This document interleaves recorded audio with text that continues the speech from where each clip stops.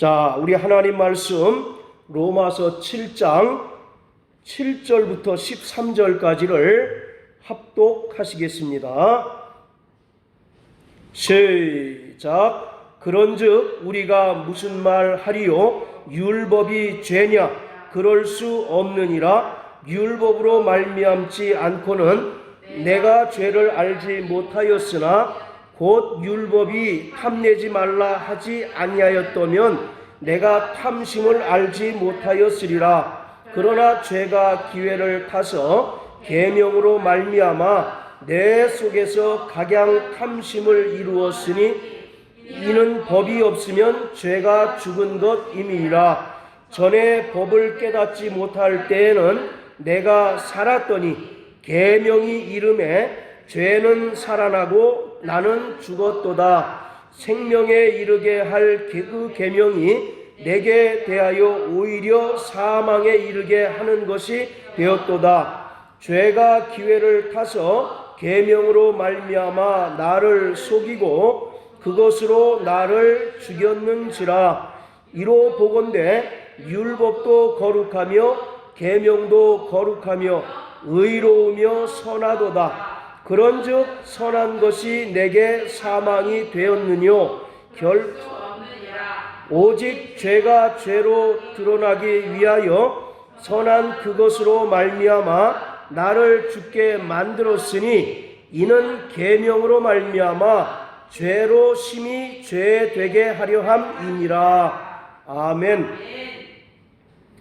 바울은 1절부터 6절의 말씀을 통해서 예수 그리스도의 죽음으로 성도들이 율법의 속박에서 해방되었고 이후로는 성령께 순종하는 성화의 삶을 살아야 한다고 말씀하고 있습니다. 그리고 7절부터 13절까지는 율법과 죄의 관계에 대해서 설명하고 있습니다. 대체적으로 우리가 율법에 관하여 가지는 이미지는 부정적입니다. 그리고 심지어 어떤 이들은 율법이 본래 악하다라고 이렇게 여길 수 있을 것입니다. 그것에 대한 율법에 대한 편견을 바울이 적극 변호하면서 율법은 본래 선하고 거룩하고 의롭고 신령하지만 죄악의 세력들이 율법을 악용하고 있다라고 말하고 있습니다. 만약에 이 율법이 없으면 우리는 구원받을 수 없을 것입니다. 왜냐하면 율법이 없다면 내가 죄인인 것을 알지 못하기 때문에 내가 구원받아야 할 필요성을 전혀 느낄 수 없게 되겠죠. 그래서 갈라디아서 3장 24절에 율법은 죄인들을 그리스도에게로 인도하는 몽학선생이다라고 말하고 있습니다. 이와 같이 죄인들이 구원받는 데 있어서 절대적으로 필요한 것이 율법입니다. 그런데 이 율법을 마귀와 그의 수하에 있는 죄악의 세력들이 악용해서 사망으로 몰아가고 있기 때문에 우리가 율법에 대하여 부정적으로 또는 율법이 본래부터 악한 것이 아닌가라고 생각하지만 사도 바울은 그것에 대하여 단호하게 율법이 악한 것이 아니라 선하고 의롭고 거룩하고 신령하다. 그리고 율법을 통해서 우리가 죄인임을 깨닫고 비로소 은혜로 구원받게 되었다라고 말하고 있습니다.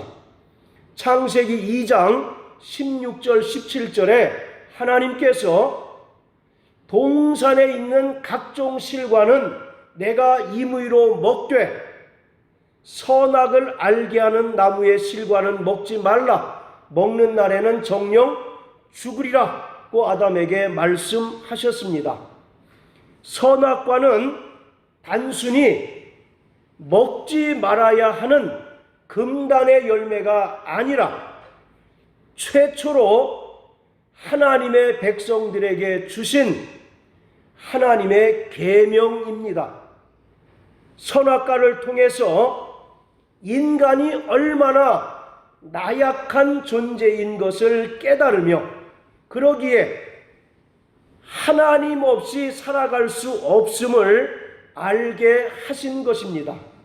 그래서 선악과와 생명나무 열매는 율법과 예수 그리스도를 우리에게 보여주고 있는 것입니다. 죄를 범한 이후에 아무도 스스로의 힘과 노력으로 생명나무에 이를 수 없기 때문에 하나님께서 예수 그리스도를 십자가에 달아 죽게 하심으로 그 은혜로 생명나무 열매를 먹고 영생하도록 하셨습니다.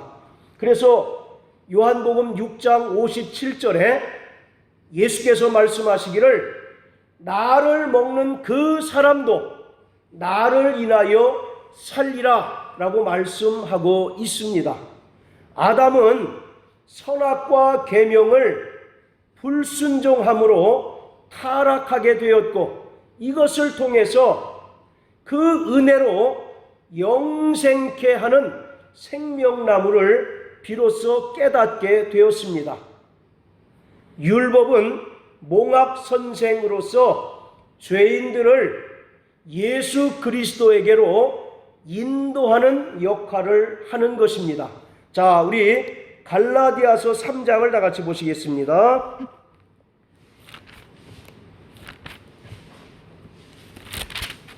갈라디아 3장 24절. 자, 24절 25절 시작. 이같이 율법이 우리를 그리스도에게로 인도하는 몽학선생이 되어 우리로 하여금 믿음으로 말미암아 의롭다함을 얻게 하려 함이니라. 믿음이 온 후로는 우리가 몽학선생 아래 있지 아니하도다. 몽학선생은 한마디로 이야기하면 가정교사입니다. 그래서 어릴 적부터 회초리를 들고 철저하게 율법을 가르치는 가정교사와 같이 몽학선생은 우리를 그리스도에게로 인도하는 역할을 말하고 있습니다. 율법을 통해 자신이 죽게 될 죄인인 것을 깨달은 인간들이 그 은혜로서 영생케 하시는 예수 그리스도에게 가도록 인도하는 역할이 율법인 것입니다. 이스라엘에게 있어서 율법 곧 십계명은 단순한 법 이상의 의미를 가지고 있습니다. 하나님께서 이스라엘 백성들을 택하신 증표이며 복받을 길을 제시한 하나의 증표인 것입니다. 자, 우리 또 신명기 4장을 다 같이 한번 보십니다. 신명기 4장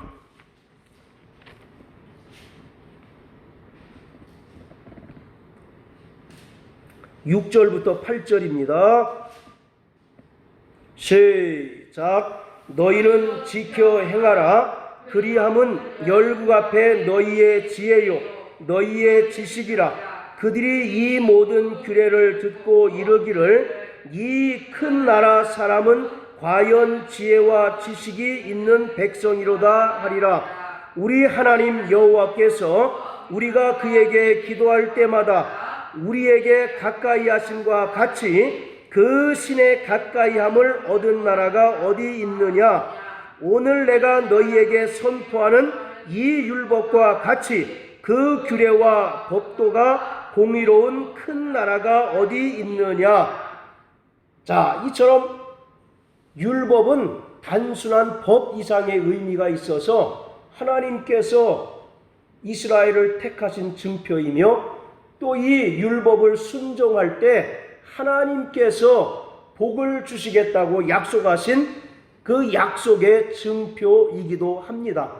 하나님께서 율법을 통해서 인간을 억압하려고 주신 것이 아니라 이스라엘을 택하셔서 이방인들의 모범이 되게 하셔서 죄인들을 구원하시기 위하여 허락하신 구원의 증표이기도 합니다. 그리고 작게는 율법은 하나님의 백성들을 온전케 하고 모든 선한 일에 온전케 하기 위해서 교육적인 목적에서 주신 것이기에 선한 것입니다. 또한 이 율법은 천사들을 중보로 삼아서 이스라엘 백성에게 주신 하나님의 말씀입니다. 자, 또 우리 신명기 33장을 다 같이 한번 보시겠습니다. 신명기 33장 2절.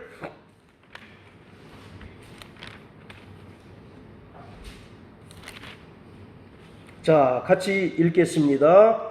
시작. 일러스되 여호와께서 시내에서 오시고 세일산에서 일어나시고 바란산에서 비추시고 1만 성도 가운데서 강림하셨고 그 오른손에는 불붙는 율법이 있도다. 모세가 시내산에서 40일 금식한 후에 하나님께서 모세에게 율법을 주시는 그러한 장면입니다. 자, 또 갈라디아서 3장을 다 같이 한번 보십니다. 갈라디아서 3장 19절.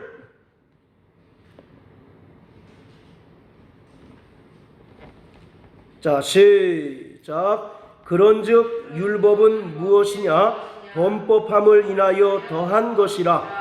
천사들로 말미암아 중보의 손을 빌어 베푸신 것인데 이 약속하신 자손이 오시기까지 있을 것이라.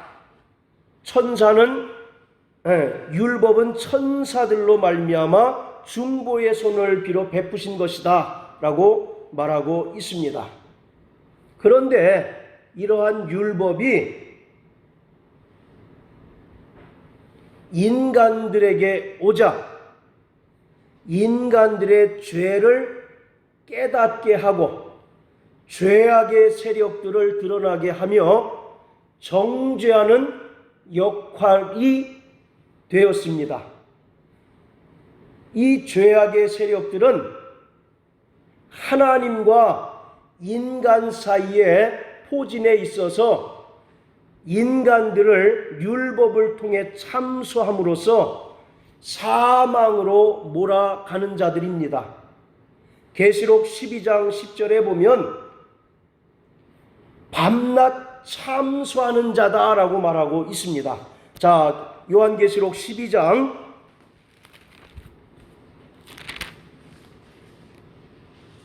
자 10절입니다.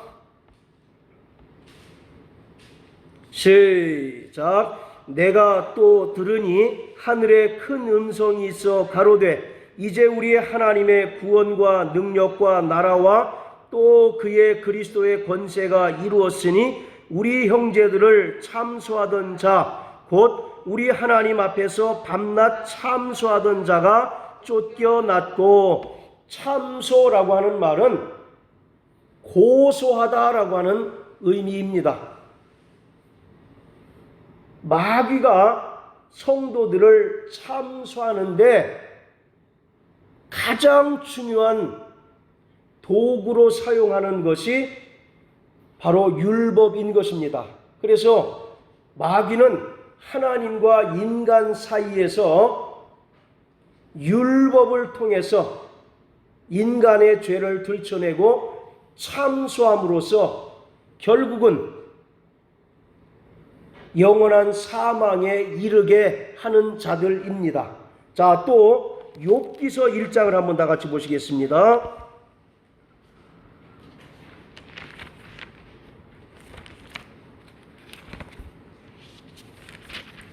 자, 욥기 1장 6절부터 12절까지 우리 김영미 집사님 읽어 주십시오.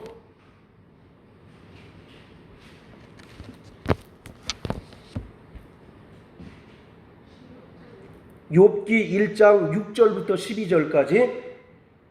하나님의 아들들이 와서 여호와 앞에 섰고 사단도 그 가운데서 왔는지라. 여호와께서 사단에게 이르시되 내가 어디서 왔느냐. 사단이 여호와께 대답하여 가로되 땅에 두루두라 여기저기 다녀왔나이다.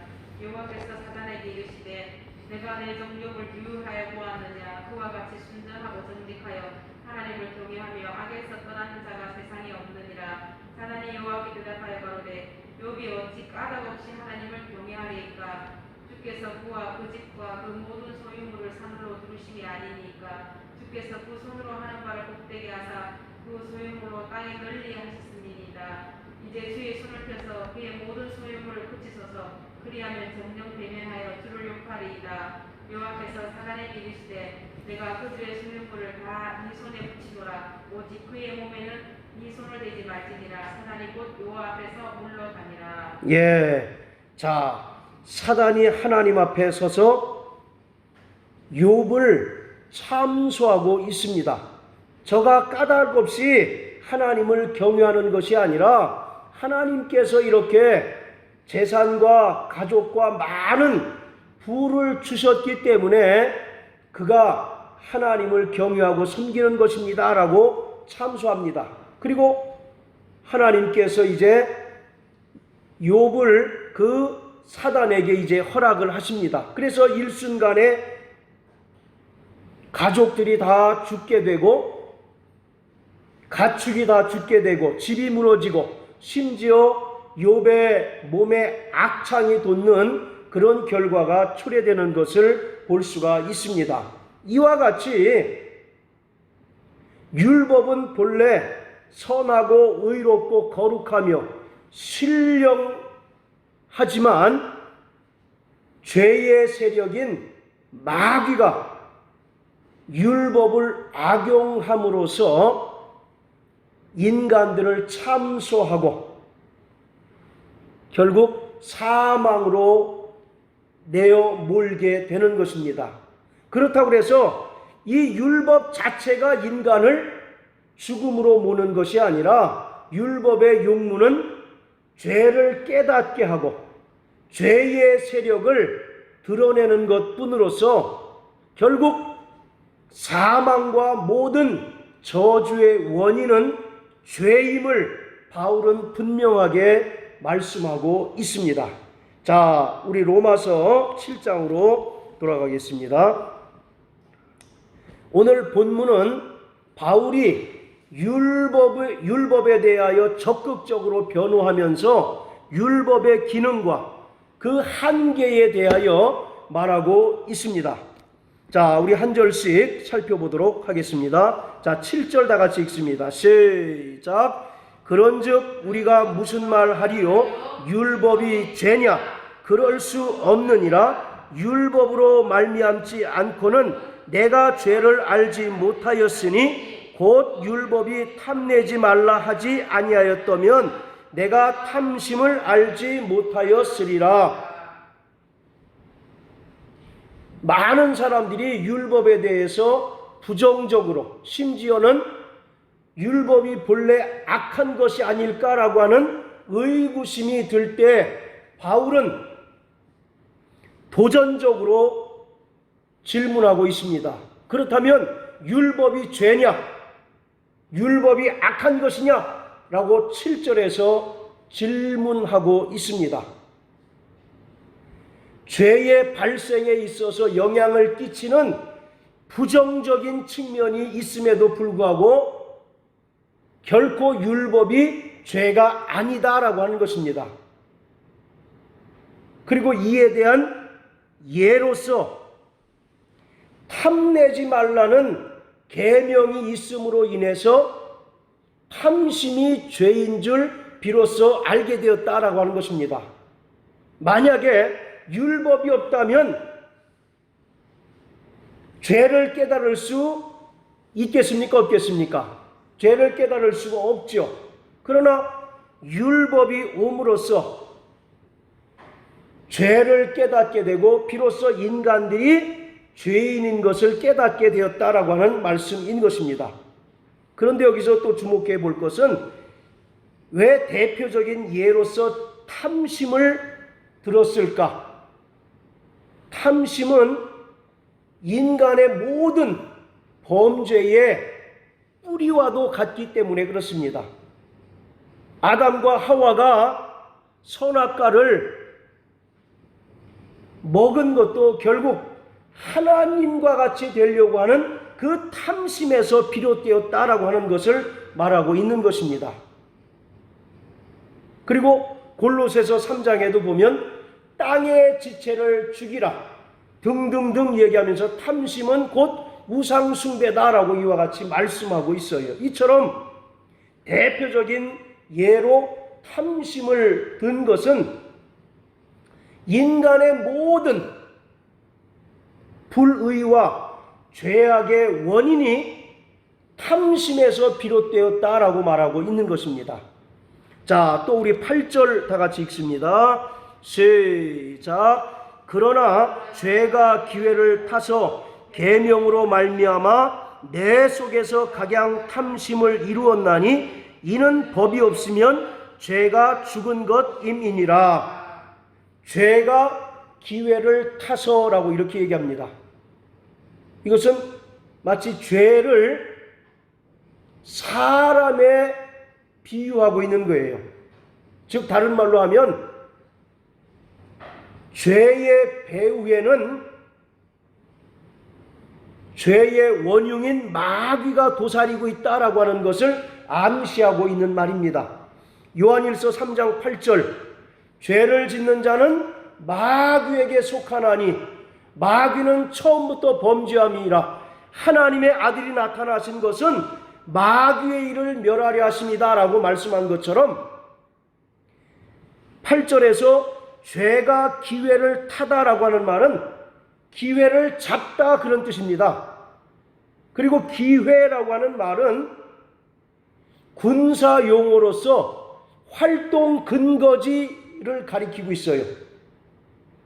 그러니까 본래 율법은 하나님으로부터 나왔기 때문에 선하고 의롭고 거룩하지만 율법을 누가 악용하고 있는 겁니까? 마귀가 율법을 통해서 기회를 잡았던 거예요. 즉 그의 활동 근거지로 삼았던 거예요. 그래서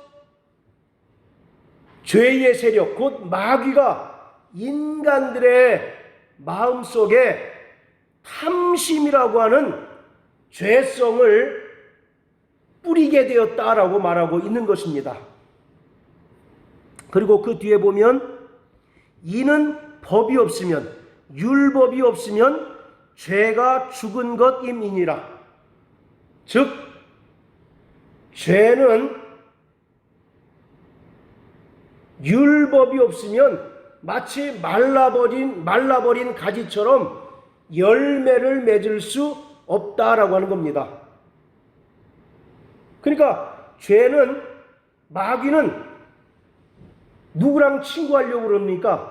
율법과 친구하려고 그래요. 율법을 자신의 동조자 내지는 협조자로 삼고 있는 거예요.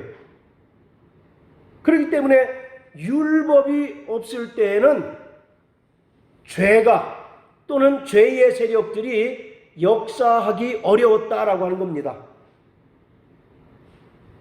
죄가 죽었다라고 하는 말은 죄가 힘을 쓸 수 없었다라고 하는 뜻이에요. 자, 또 9절, 10절 같이 한번 읽습니다. 시작. 전에 법을 깨닫지 못할 때에는 내가 살았더니 계명이 이름에 죄는 살아나고 나는 죽었도다. 생명에 이르게 할 그 계명이 내게 대하여 도리어 사망에 이르게 하는 것이 되었도다. 하나님께서 인간들에게 율법을 주신 본래의 목적이 뭐라는 것입니까? 그렇죠. 10절에 생명에 이르게 하기 위해서 그 계명을 주셨다라고 하는 거예요. 그런데 율법을 깨닫지 못할 때에는 죄를 죄로 여기지 않았고, 그렇기 때문에 내가 죄인인 것을 알았습니까? 몰랐습니까? 죄인인 것을 몰랐던 거죠. 그런데 율법을 깨닫고 나니까 죄의 세력, 곧 마귀가 그 율법을 자기의 협조자로 삼아서 인간을 참소하게 되고 또 인간을 벼랑 끝, 결국 사망으로 내어 몰게 되었다라고 하는 것입니다. 다시 말씀드리면 하나님께서 인간에게 율법을 주신 가장 최종적인 목적은 생명에 이르게 하는 것이에요. 그런데 그 율법을 마귀가 악용하고 자신의 동력자로 삼고 나서 그 율법을 통하여 인간을 위협하고 인간을 사망으로 내어 몰게 되었다라고 말씀하고 있습니다. 여러분들 카파라치라는 말 들어보셨죠? 사고 다발 지역에서 그 교통 질서를 위반하는 것을 찍어서 내면 돈을 받는 그런 카파라치 제도, 지금도 있는지 모르겠지만, 자 생각해 보세요. 본래 그 카파라치 제도를 시행한 목적이 뭐겠습니까? 그 사람들을 배불리기 위해서 그 제도를 만들었을까요? 아니잖아요. 교통사고를 줄이고 인명을, 생명을 보존하는 차원에서 그것을 만들었을 거 아닙니까? 그런데 이 카파라치는 그 제도, 그 법을 악용해서 자신들의 부를 축적하고 자신들의 수입을 늘리는 그런 용도로 사용했다라는 것입니다. 이것이 적합한 비유인지는 모르겠지만 하나님의 율법은 본래 의롭고 선하고 거룩합니다. 자, 7장 14절도 보세요. 우리가 율법은 신령한 줄 알거니와 라고 이렇게 얘기합니다. 그리고 12절에도 이로보건대 율법도 거룩하고 계명도 거룩하고 의로우며 선하다. 하나님께로부터 나왔기 때문에 당연히 의롭고 거룩하고 선하고 신령하겠죠. 그러나 그것을 누가 지금 악용하고 있다고 그랬습니까? 죄의 세력인 마귀가 그 율법을 활동 근거지로 삼아서 인간을 마구 고소하고 인간을 마구 위협하는 겁니다. 그리고 인간을 벼랑 끝으로 내어몰게 되므로 최종적으로는 영원한 사망에 이르게 되었다라고 말씀하고 있어요.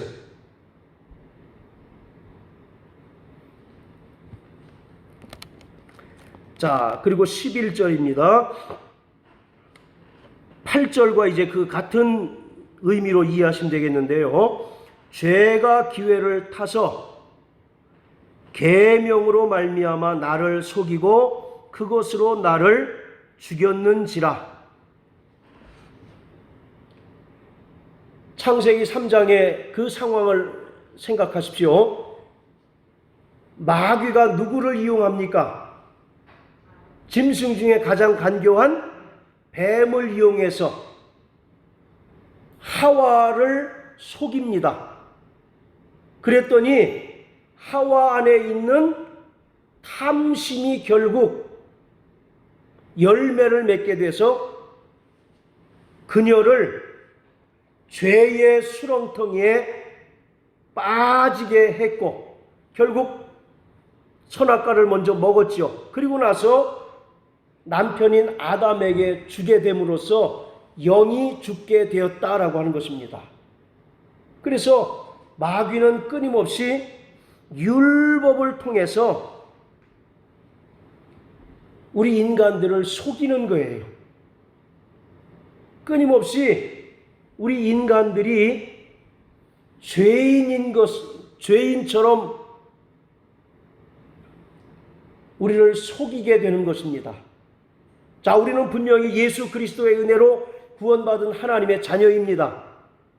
믿으시면 아멘 하십시오. 그렇지만 끊임없이 마귀는 율법을 통해서 우리를 어떻게 한다고요? 속이는 것입니다. 그래서 그 계명으로 결국 우리를 영원한 파멸, 영원한 사망에 이르게 하는 자가 마귀인 것입니다.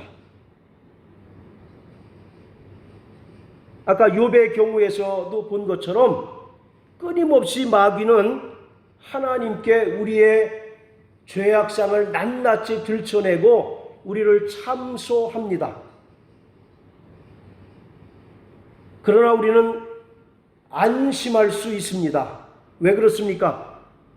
우리를 위하여 대언하시는 보혜사 예수 그리스도가 계시기 때문인 것입니다. 자, 요한일서 2장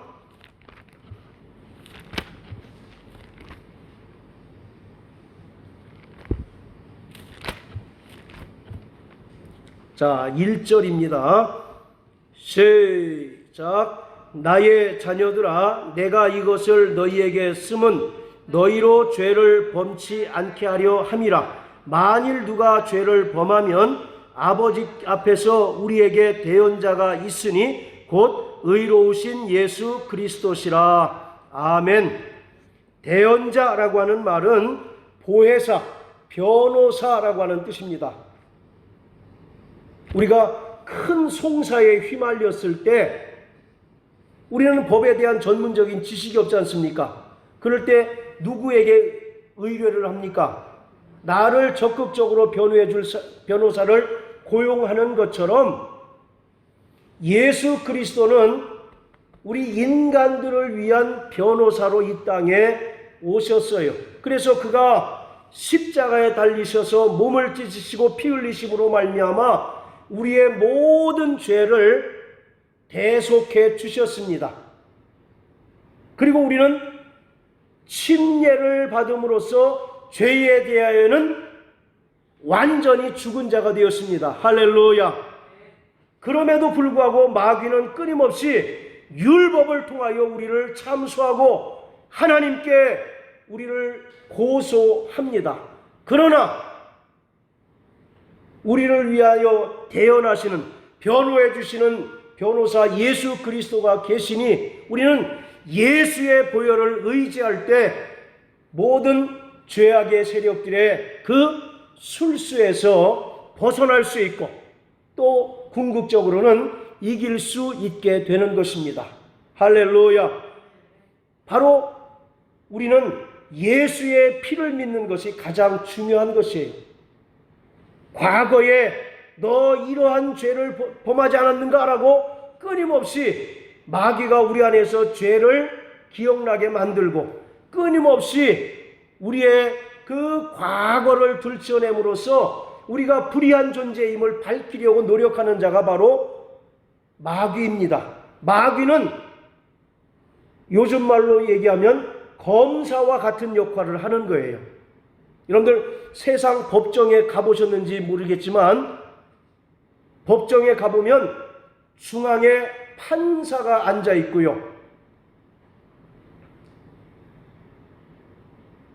왼편입니까? 오른편입니까? 검사가.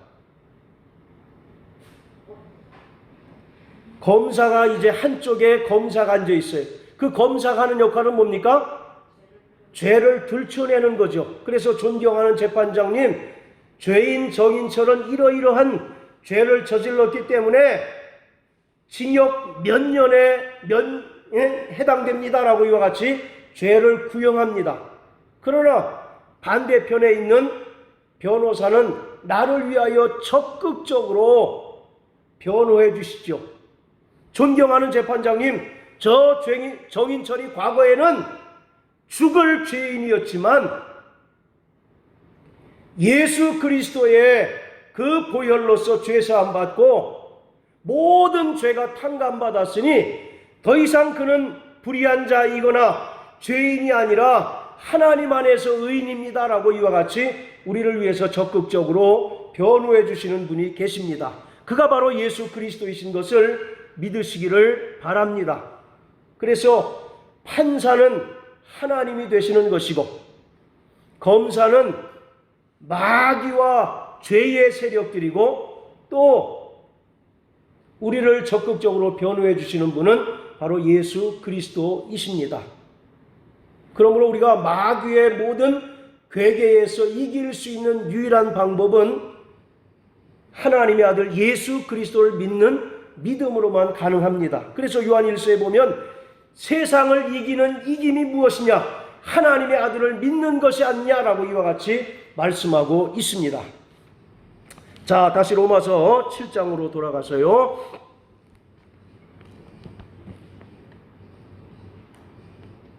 자, 12절입니다. 이로 보건대 율법도 거룩하며 계명도 거룩하며 의로우며 선하도다. 율법과 계명은 같은 것입니다. 왜 율법이 거룩하고 의로우며 선하다고 말씀드렸습니까? 누구로부터 왔기 때문에? 하나님께로부터 왔기 때문에 거룩하고 선하고 의롭습니다. 그러나 그 율법이 하는 역할들을 보면 우리가 자칫 오해할 만한 요소가 다분히 많은 거죠. 거룩하고 의롭고 선하지만 우리 성도들하고 친합니까? 아니면 마귀와 그 죄의 세력들과 친합니까? 그렇죠. 마귀와 죄의 세력들과 더 친해요. 그리고 하는 역할들을 보면 죄를 들춰내고 인간들로 하여금 죄를 짓게 만들고 죄 아래 거두고 또 죄의 종노릇 하도록 만들기 때문에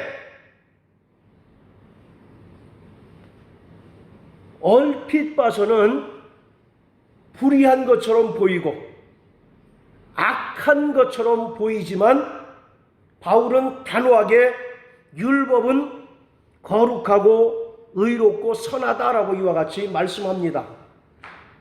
왜냐? 율법의 용무가 그게 다가 아니기 때문에 그렇죠. 죄를 깨닫게 하고 정죄하는 것에서 율법의 목적이 끝납니까? 그것으로 끝나는 것이 아니라 그것을 통해서 오히려 죄인들을 누구에게로 인도한다고요? 예수 그리스도에게로 인도하는 몽학선생이 되어서 우리에게 비로소 구원 얻을 길을 열어주는 것이 바로 율법인 것입니다. 아까 서두에도 말씀드렸던 것처럼 죄를 범한 아담이 자기 스스로의 힘으로 생명나무에 이를 수 없기 때문에 하나님께서 그 아들 예수 그리스도를 십자가에 매달아 죽게 하심으로써 그 은혜로 생명나무를 먹게 하셨던 것처럼 율법의 본질적인 용무는 죄를 깨닫게 하고 정죄함으로써 모든 사람들이 죄인인 것을 깨닫게 하고 그리고 살기 위해서는 누구에게로 옮기라고요? 예수 그리스도에게로 옮기도록 우리를 인도하는 몽학선생입니다. 그래서 선하고 의롭고 거룩하다라고 이와 같이 말씀하고 있어요. 이것이 본질적인 율법의 순기능이다라고 말씀드릴 수가 있는 것이죠. 죄를 들춰내고 또 죄악의 세력들과 동조하는 등 이러한 기능들은 마치 율법의 이제 그 부정적인 기능이라고 한다면 그것을 통해서 살고자 하는 자들은 그리스도에게로 가라, 그리스도에게로 인도하는 몽학 선생이 율법의 본질적인 순기능인 것입니다. 여러분들 구약 성경에 보면 하나님께서 이스라엘 백성들이 가나안 땅을 차지했을 때 동쪽과 서쪽에 6개의 도피성을 마련해 두셨어요. 그래서 그 도피성은 뭐냐? 실수로 사람을 죽인 경우에 한해서 가장 가까운 도피성으로 피신하면 그 사람은 재판을 통해서 그가 실수로 사람을 죽인 것이 확인되면 도피성에 머물므로 인해서 피해 보수자에 의해서 죽임을 면하게 하는 제도가 바로 도피성 제도 아닙니까? 마찬가지로 예수 그리스도는 율법에서 우리를 도피하게 하시는 바로 도피성인 것을 오늘 성경은 말씀하고 있어요. 율법에 의하면 누구나 다 죄인입니다. 그리고 또 마귀가 그 율법을 악용해서 우리를 참수하고 우리를 협박하고 우리를 위협함으로 인하여 모든 인간 하나도 예외 없이 벼랑 끝에서 사망에 내몰릴 수밖에 없는 그러한 존재이지만 오히려 율법은 바로 너희가 죄로 인하여 영원히 죽을 수밖에 없는 자들이지만 예수 그리스도에게로 가기만 하면 생명을 얻고 구원 얻는다라고 하는 것을 깨닫게 하시는 몽학 선생의 역할을 하는 것입니다. 그래서 바울은 7절에서 율법이 죄냐라고 하는 그 질문에 대해서 12절에 율법도 거룩하고 계명도 거룩하고 의롭고 선하다라고 이와 같이 말씀하고 있어요. 자, 13절 다 같이 읽습니다. 시작. 그런즉 선한 것이 내게 사망이 되었느뇨? 그럴 수 없느니라. 오직 죄가 죄로 드러나기 위하여 선한 그것으로 말미암아 나를 죽게 만들었으니 이는 계명으로 말미암아 죄로 심히 죄되게 하려 함이니라.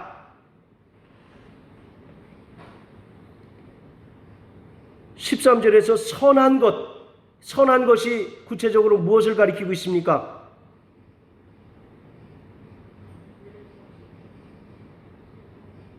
율법이죠. 12절에 보면 율법도 거룩하고 선하다라고 말씀한 것처럼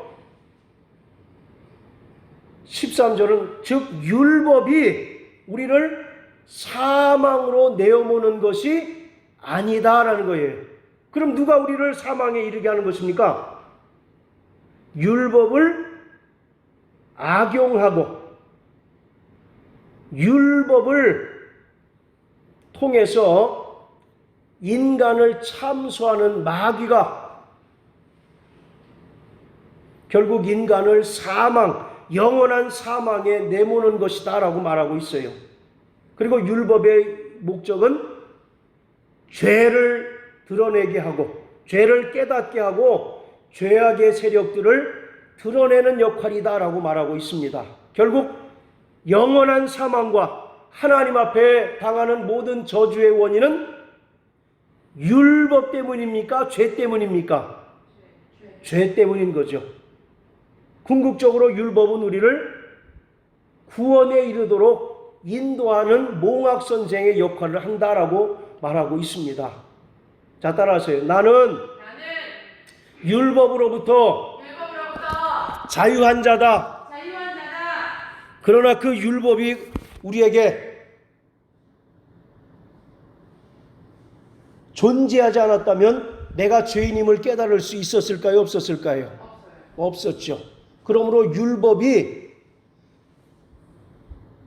겉으로 보기에는 얼핏 보기에는 마치 악한 것처럼 보이고 불의한 것처럼 보이지만 그 율법의 궁극적인 목적은 우리를 그리스도에게로 인도하여 하나님의 영원한 생명에 이르게 하는 것이다 라고 말하고